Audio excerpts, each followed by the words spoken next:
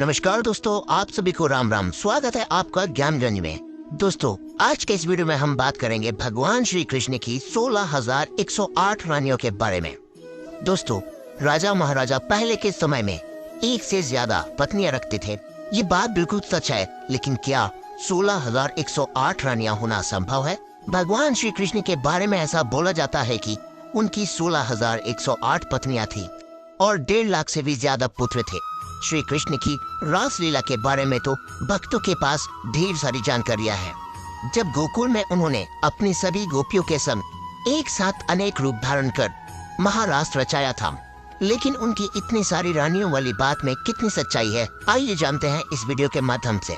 इस बात की सच्चाई को जानने के लिए वीडियो के अंत तक बने रहिए और साथ ही आपके लिए नई नई रोचक जानकारी लाने वाले हमारे इस चैनल को सब्सक्राइब जरूर कर दीजिए।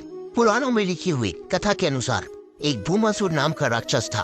एक बार उसने खुद को अमर करने के लिए 16,000 कन्याओं की बलि देने का निर्णय लिया। उसने इन 16,000 कन्याओं को बंदी बनाकर कारावास में रख लिया, लेकिन श्री कृष्ण ने इन कन्याओं को उस कारावास से मुक्ति दिलाई और उनके घर वापस भेज दिया।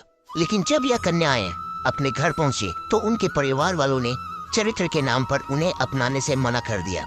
तब श्री कृष्ण ने 16,000 रूपों में प्रकट होकर एक साथ उन सभी कन्याओं से विवाह रचाया। लेकिन इस विवाह के अलावा भी श्री कृष्ण ने कुछ विवाह रचाए। इन 16,000 शादियों के अलावा श्री कृष्ण ने कुछ प्रेम विवाह भी किए थे।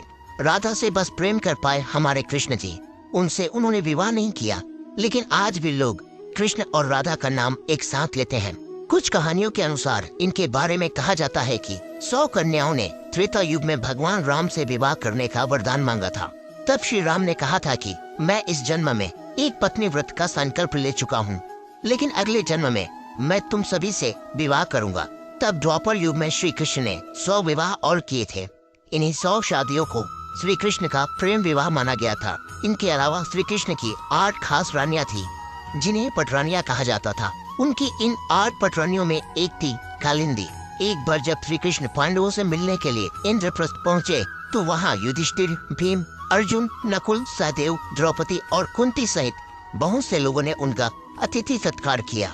इस दौरान एक दिन अर्जुन को साथ लेकर भगवान कृष्ण वन में घूमने के लिए निकले। जब वो वन में घूम रहे थे तो उन्होंने देखा कि सूर्य देव की पुत्री कालिंदी भगवान श्री कृष्ण को पति के रूप में पाने के लिए तपस्या कर रही थी। कालिंदी के मन की इच्छा को पूरा करने के लिए श्री कृष्ण ने उनके साथ विवाह कर लिया।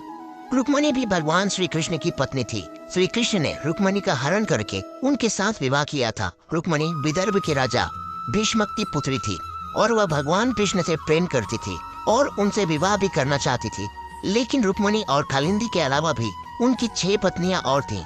इनके नाम थे जामवंती, सत्यभामा, मित्रबिंदा, सत्या, भद्रा और लक्ष्मणा। यह भी कहा जाता है कि उनकी इन 16,108 रानियों से उन्हें 1,61,080 पुत्र मिले थे। इस प्रकार भगवान श्री कृष्ण का परिवार सबसे बड़ा था और उन्होंने अपने घरेलू जीवन के हर धर्म को अच्छे तरीके से निभाया था। कुछ कथाएं कहती हैं कि बहुत सारी कन्याओं ने समाज के बहिष्कार के डर से खुद ही भगवान श्री कृष्ण को अपना पति मान लिया था, लेकिन भगवान श्री कृष्ण ने कभी भी उन्हें अपनी पत्नी के रूप में स्वीकार नहीं किया। दोस्तों, वीडियो में दी गई जानकारी इंटरनेट और धार्मिक पुस्तकों की सहायता से अलग अलग स्रोतों से इकट्ठा की गई है। हमारा उद्देश्य किसी व्यक्ति, समुदाय, धर्म या संगठन की भावनाओं को ठेस पहुंचाना नहीं है। भगवान श्री कृष्ण से जुड़ी इस जानकारी को ज्यादा से ज्यादा लोगों के साथ शेयर करें और साथ ही हमारे चैनल को लाइक, शेयर, सब्सक्राइब करना ना भूलें।